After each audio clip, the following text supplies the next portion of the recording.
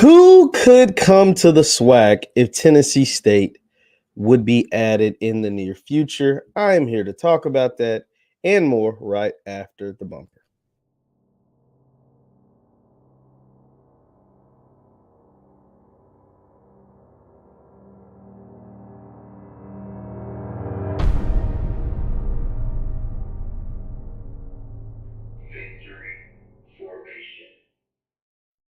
What's good people? My name is JeffLightsYJr here with the Black Boss channel and Victory Formation. Thank you guys for tuning in. Be sure to hit the thumbs up button, like, share, subscribe, and notification bell because we upload every single day. Now, I saw this interesting, I don't know if I want to call it a debate or what, but it was an interesting thing. And I said, I think I'll touch on this. It was about the adding of new SWAC teams and potentially adding Tennessee State, but not only Tennessee State, but a name that I just didn't think I'd see when it comes to adding schools or potentially adding schools to the SWAC, and that was Clark Atlanta. Now, obviously, CAU is down there in the Atlanta area, and Clark Atlanta and Atlanta itself just is very attractive. And to add a city like Nashville, this is all hypothetical, by the way. This is not me reporting anything. This is not me, suggesting anything. I mean, maybe I am suggesting it, but it's not me having no inside sources to anything that the SWAC is doing. But a lot of people have, seen, and even Tennessee State and head coach Eddie George has admitted that they want to get out of the OVC. They want to make a move out of the OVC. They want to be somewhere where the conference has more stability. They want to be somewhere where the conference makes more sense, makes more money. And the OVC is a dying conference. They're adding all these little mid-tier schools from like division FCS and lower SCS or whatever. So they want to move. They want to get out of the OVC, and it makes sense. And a lot of people want to place them in the SWAC, place them in an HBCU conference. Now, some of you are saying, Tennessee State wants to be FBS. That's why they're probably never going to mess with the SWAC, et cetera, et cetera. They've decided it. They were independent before. They've been to the OVC since the 80s. They don't want to mess with us. If they wanted to mess with us, they should have did it years ago. And I get all of that. But can we just play with some hypotheticals today? Let's play with some hypotheticals today because I personally, it's just me, would personally love to see Tennessee State in the SWAC, to get the SWAC to get a major city like Nashville into their conference, to SWAC, and potentially, if we're talking about adding two teams, because you don't want to add one and not get a second one, others have thrown out the idea of Clark Atlanta. Now, Clark Atlanta doesn't make a lot of sense. It only makes sense on a few reasons. We're going to go through that, so be sure to hit that thumbs up button. I'm going to talk about all that today. So here was the original conversation. It was sparked by BJ Jones of Inside HBCU Football on Twitter. This was what I saw, and I was like, Now, this was interesting. Let me go ahead and go to the tweet. It says, well, actually, it was sparked by this man. It says, they thinking about adding CAU to the SWAC, a hard no for me. And then Mr. BJ Jones is like, who is they? And someone replied, the Atlanta market. So R2 University, and R2 University will go through what that means. And it says it makes sense. Plus Tennessee State, if you add Tennessee State, is what this Allen person says, you need a +1. And so it's like, man, when you look at that stuff, that sounds pretty good. Just imagine the SWAC, who doesn't have a bunch of big cities in their conference. You got Baton Rouge, which is a decent sized city. And you got Jackson, Mississippi, which is a solid, decent sized city. But outside of those two, you don't really have a bunch of major markets in your conference. If you were to add Nashville, which probably has roughly around 2 million people in the Nashville metropolis area, and you add Atlanta, which has about 6 million people in the metropolis area, imagine if those people got involved or got interested, not even all of them, but a fraction of those folks got interested in what's taking place with the SWAC, got interested in what's taking place with HBCU sports and HBCU football specifically. It's a nice demographic to have. It's a nice big chunk of people to add to this, to this avalanche that we're creating as far as media on the field, personalities, et cetera, to this HBCU sports thing. That's pretty cool when you think about it. And then I think the thread goes on, and BJ kind of points out, and this is critical. This is key. He says Clark Atlanta is in no position to make the move to D1 athletics. For those of you who don't know, Clark Atlanta is a D1 school. A D2 school, and they're not doing the best at the D2 level. And remember, that move has to occur prior to the conference invite. Then a really, really smart man by the name of Mr. Kenyatta Cavill says the SWAC has 5 of the 11 HBCUs R2. So basically saying they offer like the doctoral universities and high research activity.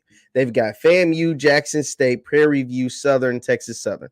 The other 6, so they have 5 of the 11. So they have damn near half of them. The other 6 are Clark Atlanta, Howard.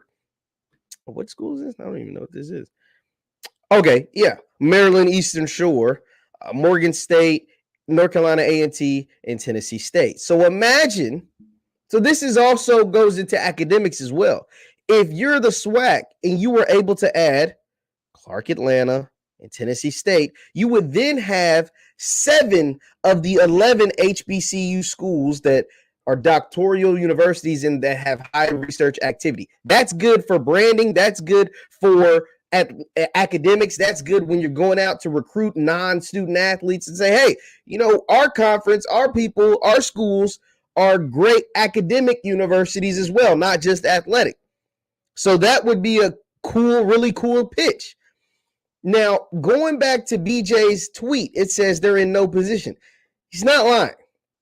He's not lying, because let's go look at the Clark Atlanta football team. So we're starting in 2015, and we're going to go up from 2015. Let me make sure you guys are seeing what I'm seeing. So back in 2015, they went 1-8. I'm like, okay, it's not good. Now you got to remember, they're playing a D2 schedule. They're playing in the SIAC. They're playing in the SIAC with schools like a school from my state, Kentucky. Kentucky State University is in the SIAC. They do a whole lot better than Clark Atlanta, I can tell you that. And so let's go to 2016. 2016, they went 5-5. It went 500. Okay, so a 4-game improvement from the year before. So 2017, what did they do?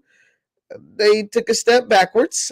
they went 4-6, but it's okay. It's okay. And then 2018, they took another step backwards, and we're going in the wrong direction, guys. And then 2019, they didn't win a game.